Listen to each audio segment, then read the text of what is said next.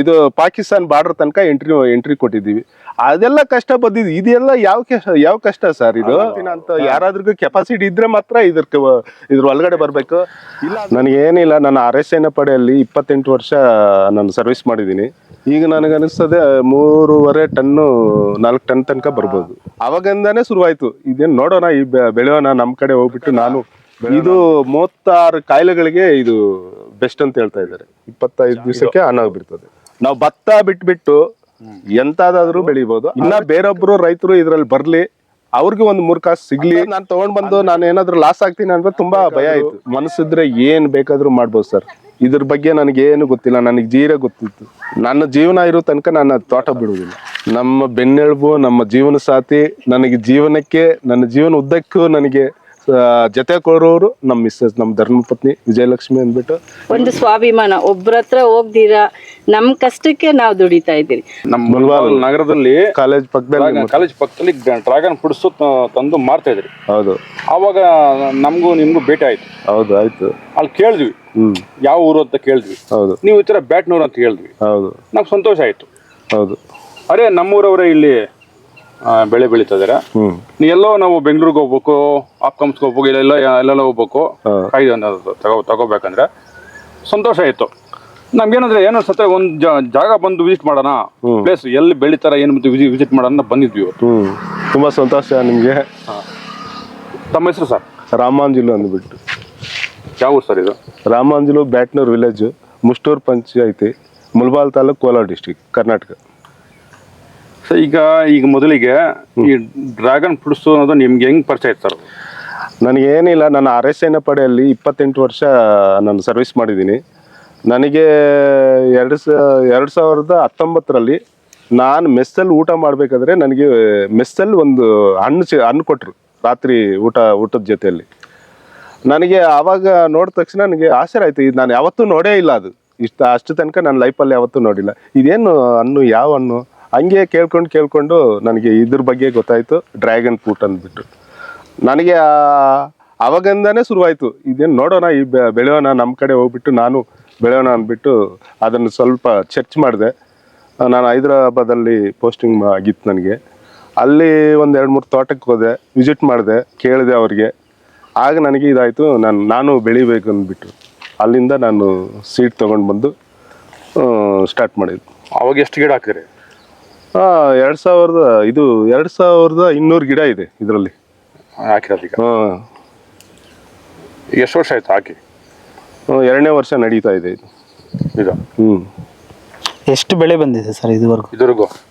Last year first time ನಾವು 2 ton ತೆಗೆದ್ವು.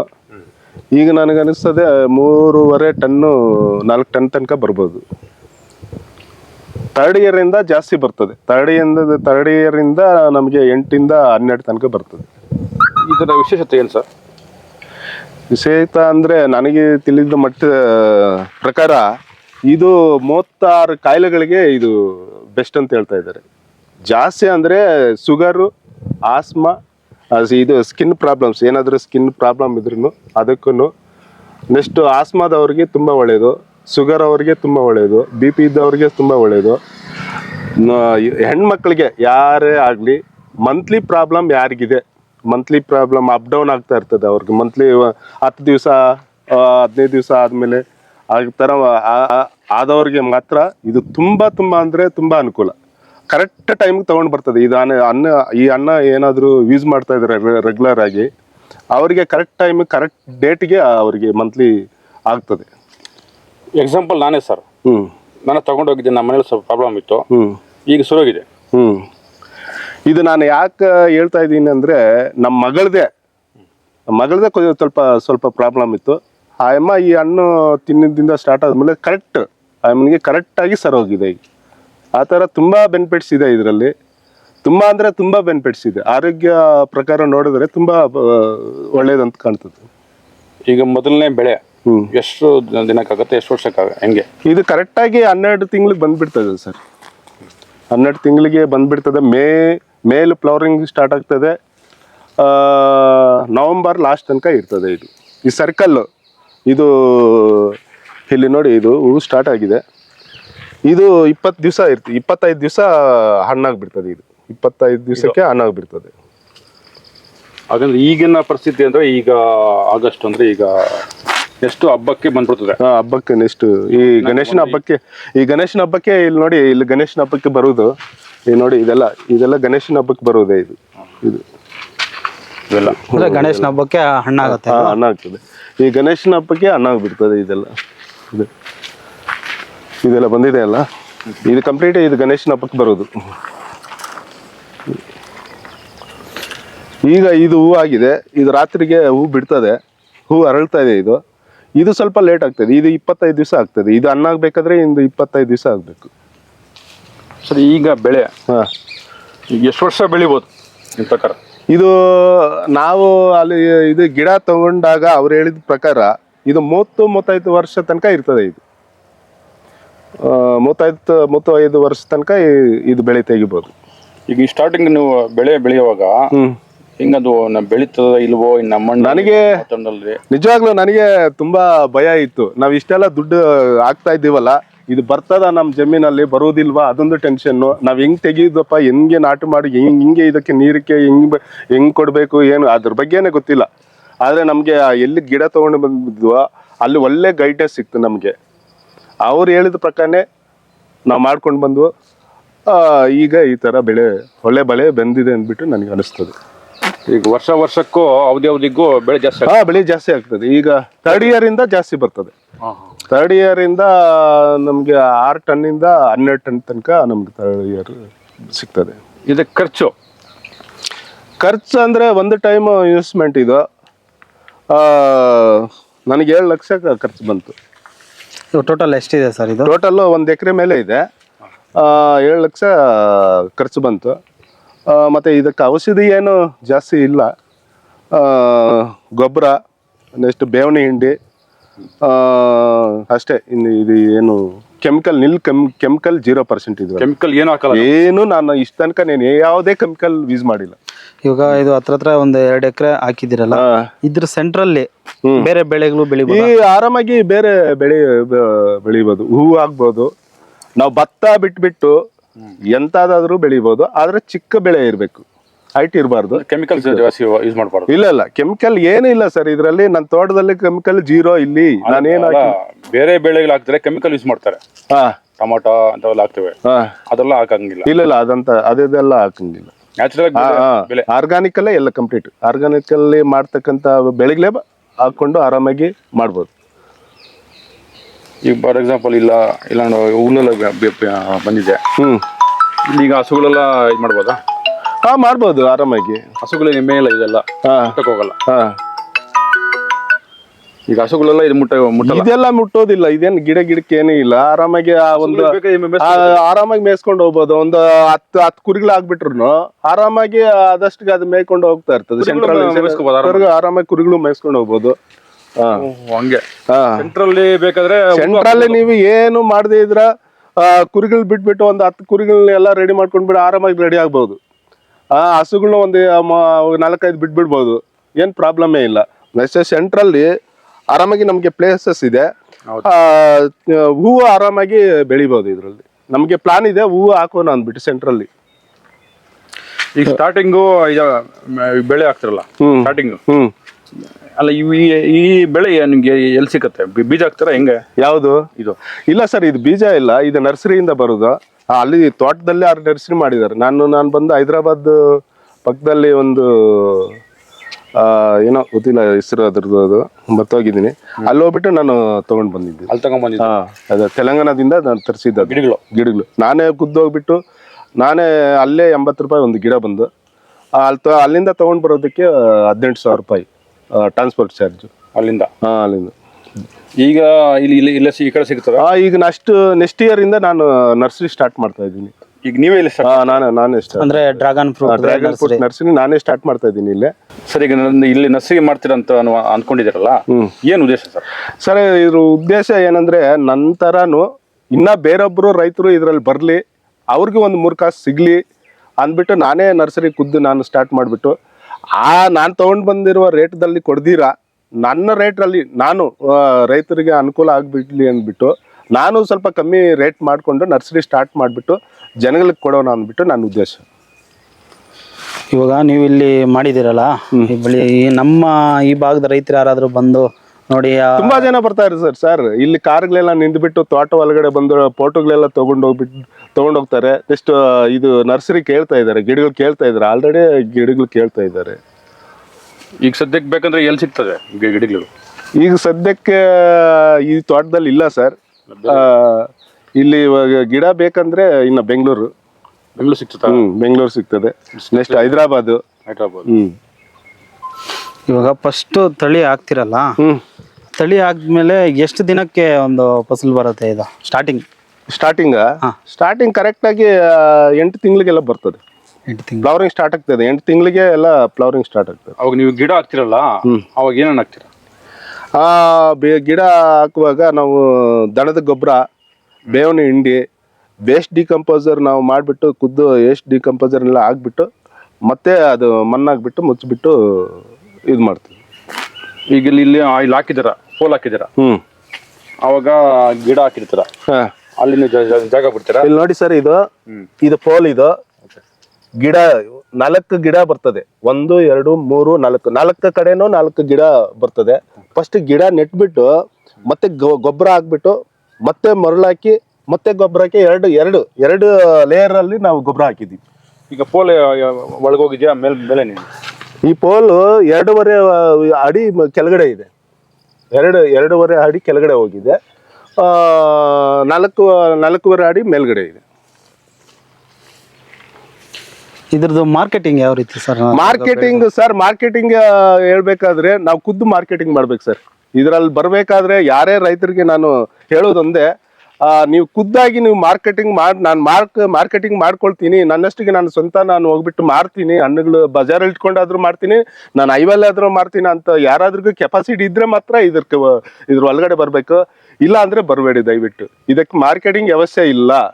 ನಾವು ತಗೊಂಡು ಹೋಗ್ಬಿಟ್ಟು ಇದು ಮಾವಿನ ಹಣ್ಣು ಇಲ್ಲ ಅಂದ್ರೆ ಟೊಮಾಟೊ ತರ ಹೋಗ್ಬಿಟ್ಟು ಮಂಡಿಯಲ್ಲಿ ಎಷ್ಟು ಬರ್ತದೆ ಬರ್ಲಿ ಅಪ್ಪ ಅಂತ ತಗೊಂಡು ಮಾರ್ಕೊಂಡು ಬರುವಂತ ಇದು ವ್ಯವಸ್ಥೆ ಇಲ್ಲ ನಮ್ಗೆ, ಇನ್ನೂ ಬಂದಿಲ್ಲ. ಇನ್ನೂ ಇಲ್ಲ. ಇದು ಮಾರ್ಕೆಟ್ ವ್ಯವಸ್ಥೆ ಇನ್ನೂ ಸರಿಯಾಗಿ ಇಲ್ಲ. ನಾವು ಖುದ್ದಾಗಿ ಎಲ್ಲಿ ಇಲ್ಲ. ಬೆಂಗಳೂರಲ್ಲಿ ಇದೆ. ಆ ರೇಟ್ಗಳಿಗೆ ಕೇಳ್ತಾರೆ, ಆ ರೇಟ್ ನಾವು ಕೊಡೋದಕ್ಕೆ ಆಗುದಿಲ್ಲ. ನಾವು ಖುದ್ದಾಗಿ ನಾವು ಮಾರ್ಕೆಟಿಂಗ್ ಮಾಡ್ಕೊಂಡ್ರೆ ತುಂಬಾ ಒಳ್ಳೇದು. ಇವಾಗ ಹಣ್ಣು ಬಿಟ್ರೆ ಅದು ಎಷ್ಟು ದಿನ ಇರುತ್ತೆ ಸರ್?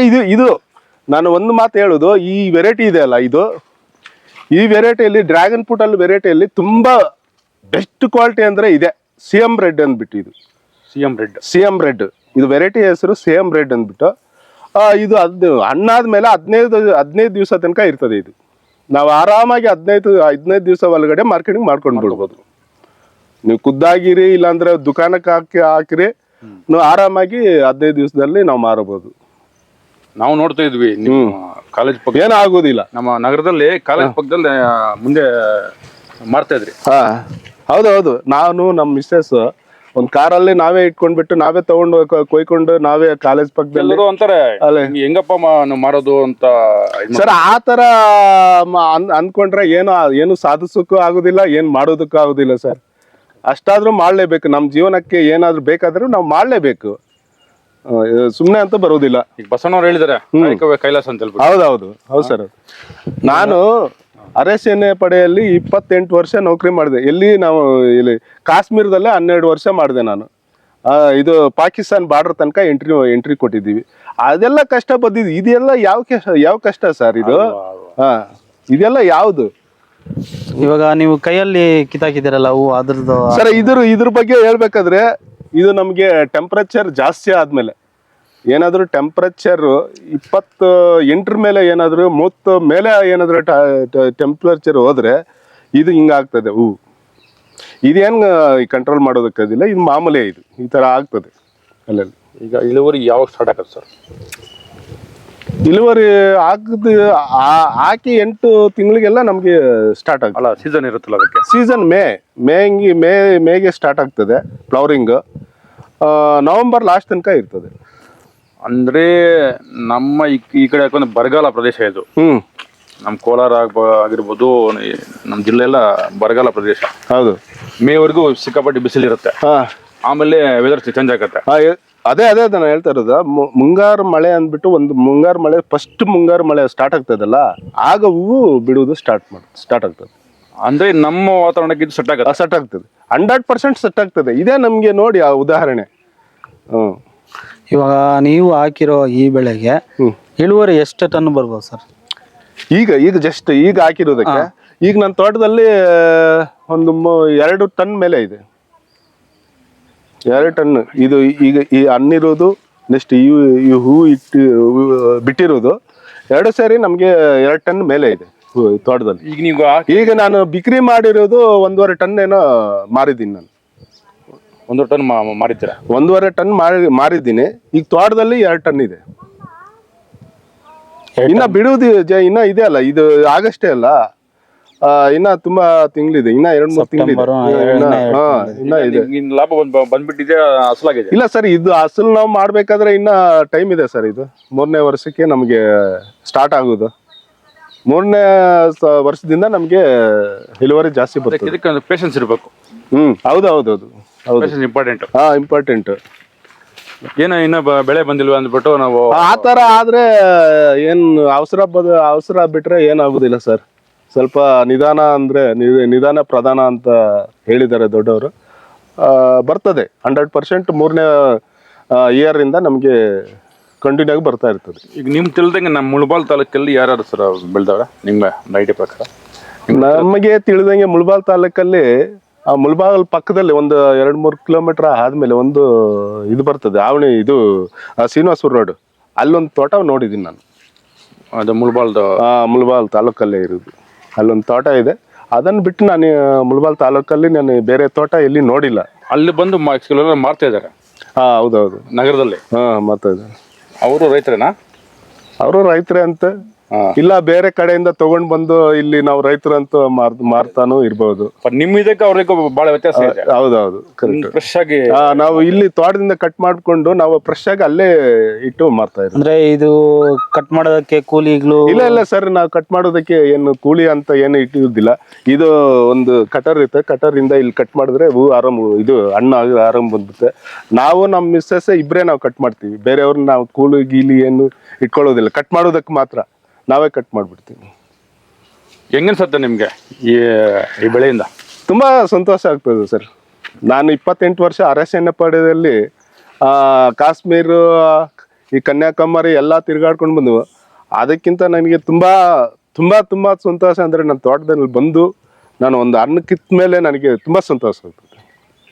ಈಗ ಯಾರೇ ರೈತರು ಬಂದು ನಿಮ್ಮನ್ನು ಕೇಳಿದ್ರೆ ಮಾಹಿತಿ ಕೊಡ್ತೀರಾ? ಎಲ್ಲ ನನಗೆ ತಿಳಿದು ಮಟ್ಟಿರೋ ಎಲ್ಲಾ ಮಾಹಿತಿಗಳನ್ನು ಕೊಡ್ತೀನಿ ಸರ್. ಏನು ಸಂಕೋಚ ಪಡುವಂಗೆ ಇಲ್ಲ. ಅವ್ರು ಏನಾದ್ರೂ ಕೇಳ್ಬೋದು. ನಾನು ಯಾವಾಗಾದ್ರೂ ಬೇಕಾದ್ರೂ ನಾನು ಉತ್ತರ ಕೊಡೋದಕ್ಕೆ ರೆಡಿ ಇದ್ರ ಬಗ್ಗೆ. ಇವಾಗ ಈ ತಳಿ ಹಾಕಿದಿರಲ್ಲ, ನಿಮ್ಗೆ ಯಾವಾಗಾದ್ರೂ ಭಯ ಅನ್ಸಿದೆ ಇದು ಬರುತ್ತಾ ಇಲ್ಲ ಹಂಗೆ ಏನಾದ್ರು? ಇಲ್ಲ ಸರ್, ನನಗೆ ಫಸ್ಟಿಗೆ ತುಂಬಾ ಭಯ ಆಯ್ತು. ನಾನು ಇಟ್ಟು ಒಂದು 3-4 ತಿಂಗಳು ಆದ್ಮೇಲೆ ಇದೇನು ಬರ್ತದ ಈ ಜಮೀನಲ್ಲಿ, ನಾನು ಬರ್ತದ, ನಾನು ಎಲ್ಲಿ ನೋಡಿಲ್ಲ, ಎಲ್ಲಿ ಈ ಸರೌಂಡಿಂಗ್ ಅಲ್ಲಿ ಎಲ್ಲಿ ಹಾಕೇ ಇಲ್ಲ ಅಂತ ನಾನು ತಗೊಂಡ್ ಬಂದು ನಾನು ಏನಾದ್ರು ಲಾಸ್ ಆಗ್ತೀನಿ ಅಂತ ತುಂಬಾ ಭಯ ಆಯ್ತು. ನನಗೆ ಯಾವಾಗ ಫಸ್ಟ್ ಹಣ್ಣು ಇದು ಫ್ಲವರಿಂಗ್ ಸ್ಟಾರ್ಟ್ ಆಯ್ತು, ನನಗೆ ತುಂಬಾ ಸಂತೋಷ ಆಯ್ತು. ಇನ್ನು ಬರ್ತದ ಅಂದ್ಬಿಟ್ಟು.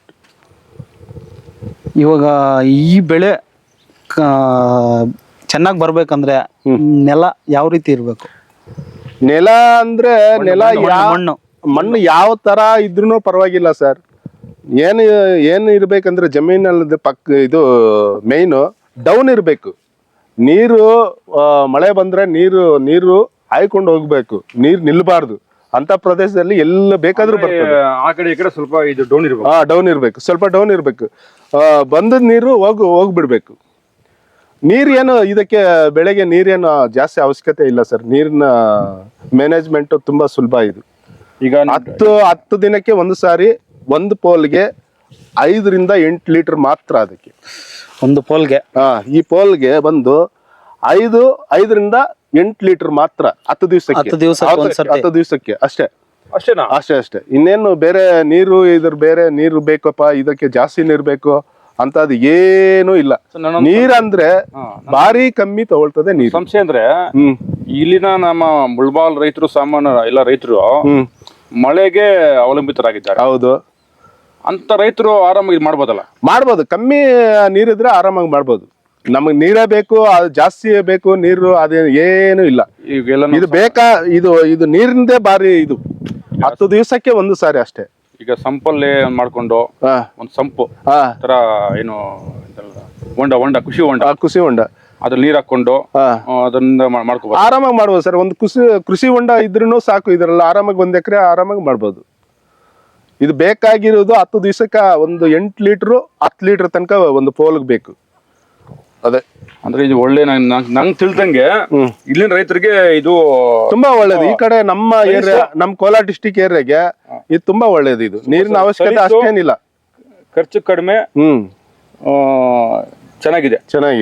ನೀರಿನ ಏನು ಅಷ್ಟೊಂದು ಅವಶ್ಯಕತೆ ಏನು ಬರುವುದಿಲ್ಲ, ಇದಕ್ಕೆ ಆರಾಮಾಗಿ ಮಾಡ್ಬೋದು. ಅಂದ್ರೆ ಫಸ್ಟ್ ಅಲ್ಲಿ ಜಾಸ್ತಿ ಇನ್ವೆಸ್ಟ್ಮೆಂಟ್ ಅಂದ್ರೆ ಈ ಪೋಲ್. ಅದೇ ಫಸ್ಟ್ ಅಲ್ಲಿ ಈ ಪೋಲ್ ರೆಡಿ ಮಾಡೋದು, ಮೇಲ್ಗಡೆ ಸ್ಲ್ಯಾಬ್ ಅದು ರೆಡಿ ಮಾಡೋದು, ಇದು ಬಿಟ್ರೆ ಬೇರೆ ಏನಿಲ್ಲ. ಸರ್ ಇದು ಎಲ್ಲಿ ಸಿಗತ್ತೆ ಪೋಲ್ಸ್ ಇವೆಲ್ಲ? ಈ ಪೋಲ್ಸ್ ಎಲ್ಲ ನಾನೇ ಮಾಡಿದ್ದೆ ಸರ್. ನನ್ನ ಕಂಪ್ಲೀಟ್ ನಾನೇ ಟಚಿಂಗ್. ಈ ಮುಲ್ಬಾಲ್ ಸಿಗತ್ತಾ? ಮುಲ್ಬಾಲಲ್ಲಿ ಸಿಗ್ತದೆ. ಅವ್ರು ಹೇಳಿದ್ರು 650 ರೂಪಾಯಿ ಅಂತ ಹೇಳಿದ್ರು ಅವರು. ಒಂದು ಪೋಲು ಒಂದು ಮೇಲ್ಗಡೆ ಒಂದು ಸ್ಲ್ಯಾಬ್ 2 ಸೇರಿ 600 ರೂಪಾಯಿ ಅಂತ ಹೇಳಿದ್ರು. ಅವಾಗ ನೀವೇನ್ ಮಾಡಿದ್ರಿ? ಅವಾಗ ನಾನೇ ಯಾಕೆ ಮಾಡಬಾರ್ದು ಅಂದ್ಬಿಟ್ಟು ನಾನೇ ಜನಗಳು ಇದು ಮಾಡ್ಕೊಂಡು, ನಾನೇ ಫ್ರೇಮ್ ಎಲ್ಲ ರೆಡಿ ಮಾಡ್ಬಿಟ್ಟು, ಅಚ್ಚೆಲ್ಲ ನಾನೇ ರೆಡಿ ಮಾಡ್ಕೊಂಡು ನಾನೇ ಇದು ಹಾಕ್ಸ್ತೀನಿ. ಅವಾಗ ನಿಮ್ಗೆ ಎಷ್ಟು ಒಂದು ಪೋಲ್ ಖರ್ಚು ಬಿತ್ತು? ನನಗೆ 300 ರಿಂದ 400 ರೂಪಾಯಿ ಬಿದ್ದಿರ್ಬೋದು ಅಂತ ಕಾಣ್ತದೆ ನನಗೆ. 400 ರೂಪಾಯಿ. ಟೋಟಲ್ ಎಷ್ಟು ಪೋಲ್ಸ್ ಇದೆ ಸರ್? 520 ಪೋಲ್ಸ್ ಇದೆ. 520 ಪೋಲ್ಸ್. ಈಗ ಕೊನೆಯದಾಗಿ ಏನ್ ಹೇಳಕ್ಕೆ ಬಯಸ್ತೀರ ನಮ್ಮ ಮುಳುಬಾಲು ಜನತೆ ಆಗಿರ್ಬೋದು, ರೈತರಿಗೆ ಆಗಿರ್ಬೋದು, ಏನೇ ಹೇಳಕ್ ಬಯಸ್ತೀರ ಸರ್? ನಾನು ಹೇಳೋದು ಇಷ್ಟೇ, ಯಾರು ಬೇಕಾದ್ರೂ ಮನಸ್ಸಿದ್ರೆ ಏನ್ ಬೇಕಾದ್ರೂ ಮಾಡ್ಬೋದು ಸರ್. ಇದ್ರ ಬಗ್ಗೆ ನನಗೇನು ಗೊತ್ತಿಲ್ಲ, ನನಗೆ ಜೀರ ಗೊತ್ತಿತ್ತು ಆದ್ರೂ ನಾನೆಲ್ಲೋ ನೋಡ್ಬಿಟ್ಟು ಅದನ್ನು ತಗೊಂಡು ಬಂದು ಇಲ್ಲಿ ಹಾಕಿ ನಾನು ಸಕ್ಸಸ್ ಅಂತೂ ಆಗಿದ್ದೀನಿ ಅಂದ್ಬಿಟ್ಟು ನನ್ಗೆ ಅನಿಸ್ತದೆ. ಆರಾಮಾಗಿ ಮಾಡ್ಬೋದು ಸರ್.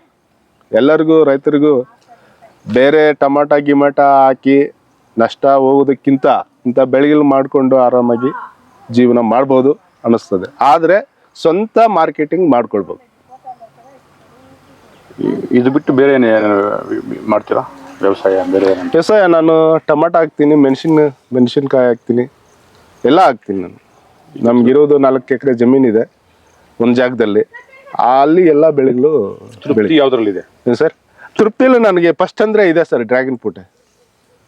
ನನಗೆ ತುಂಬಾ ಮನಸ್ಸಿಗೆ ನೆಮ್ಮದಿ ಕೊಟ್ಟಿರ್ತಕ್ಕಂಥದ್ದು ನನಗೆ ಡ್ರ್ಯಾಗನ್ ಫ್ರೂಟೇ. ನನ್ನ ಜೀವನ ಇರೋ ತನಕ ನಾನು ತೋಟ ಬಿಡುವುದಿಲ್ಲ. ನಮ್ಮ ಬೆನ್ನೆಲುಬು, ನಮ್ಮ ಜೀವನ ಸಾಥಿ, ನನಗೆ ಜೀವನಕ್ಕೆ, ನನ್ನ ಜೀವನ ಉದ್ದಕ್ಕೂ ನನಗೆ ಜೊತೆ ಕೊಡೋರು ನಮ್ಮ ಮಿಸ್ಸಸ್, ನಮ್ಮ ಧರ್ಮಪತ್ನಿ ವಿಜಯಲಕ್ಷ್ಮಿ ಅಂದ್ಬಿಟ್ಟು. ಇವ್ರಿಗೆ ನಾನು ನಿಜವಾಗ್ಲೂ ಹೃದಯಪೂರ್ವಕವಾಗಿ ತುಂಬಾ ಧನ್ಯವಾದಗಳನ್ನು ತಿಳಿಸ್ತೀನಿ. ಯಾಕಂದ್ರೆ ನನ್ನ ಕಷ್ಟದಲ್ಲಿ ತುಂಬಾ ಹೆಲ್ಪ್ ಮಾಡ್ತಾ ಇದ್ದೀರಿ. ಈ ತೋಟ ನೋಡ್ಕೊಳ್ಳೋದಾಗ್ಲಿ, ಮಾರೋದಾಗ್ಲಿ, ಮಾರ್ಕೆಟಿಂಗ್ ಮಾಡೋದಾಗ್ಲಿ ನನಗೆ ತುಂಬಾ ಹೆಲ್ಪ್ ಮಾಡೋರು ನಮ್ಮ ಮಿಸ್ಸಸ್ ಅವರು. ನನಗೆ ತುಂಬಾ ಸಂತೋಷವಾಗ್ತದೆ. ನಾವು ನೋಡಿದ್ವಿ. ಹೌದೌದು, ನೀವು ನೋಡಿದ್ವಿ. ಅವ್ರು ಮಾರ್ಕೆಟಿಂಗ್ ಮಾಡ್ತಾ ಇದ್ರು. ಹೌದು, ನಾವು ಅಂದ್ಕೊಂಡೆ ಕಾಯಿಗಳು ಮಾಡ್ತಾ ಇದಾರೆ ಅಮ್ಮ ಅವರು.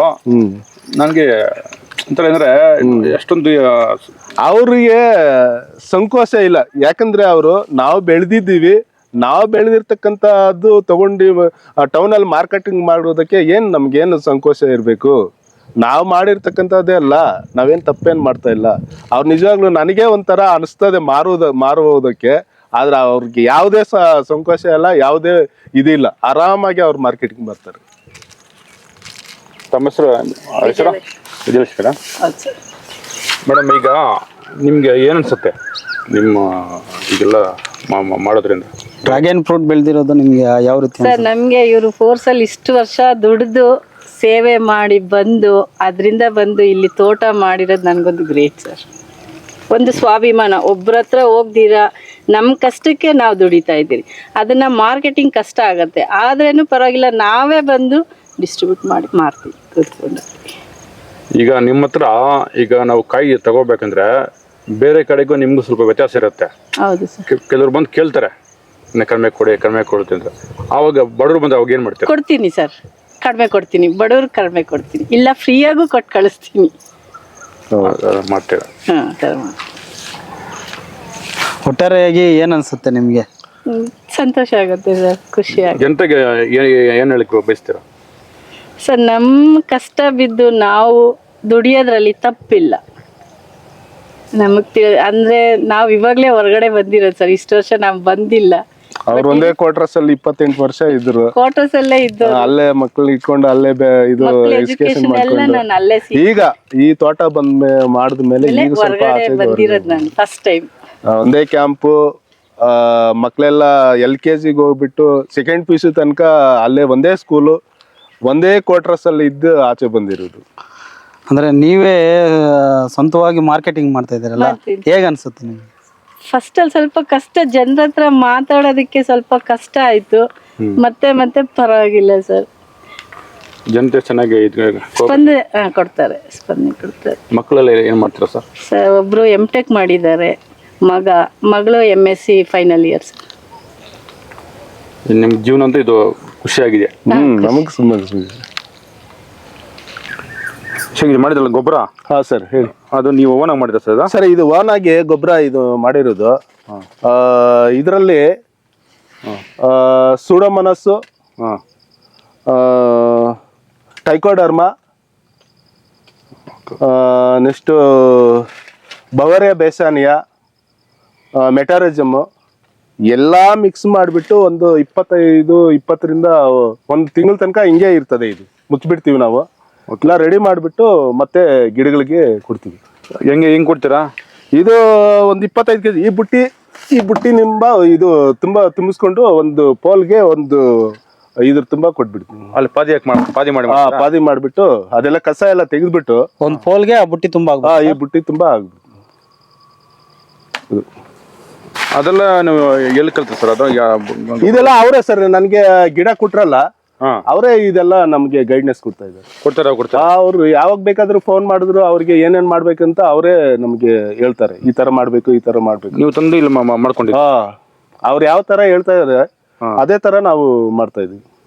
ಆರ್ಗಾನಿಕ್ ಇದ್ರಲ್ಲಿ, ಇದು ಏನು ಕೆಮಿಕಲೇ ಇಲ್ಲ, ಕೆಮಿಕಲ್ 0 ಇದರಲ್ಲಿ, ಎಲ್ಲ ಆರ್ಗಾನಿಕ್ ಸಿಸ್ಟಮ್ ಅಲ್ಲೇ ಮಾಡ್ತಾ ಇರೋದು. ಹಸುದಿನ ಬೆರೆಸ್ತೀರಾ? ಹಸುದು ಮತ್ತೆ ಮೇಕೆದು ಎಲ್ಲ ಮಿಕ್ಸ್ ಮಾಡಿದ್ದು.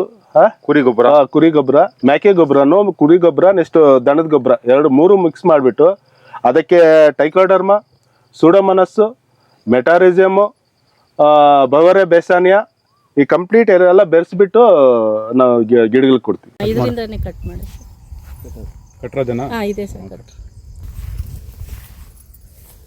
ಕಟ್ಟೋದು ಪೈನ.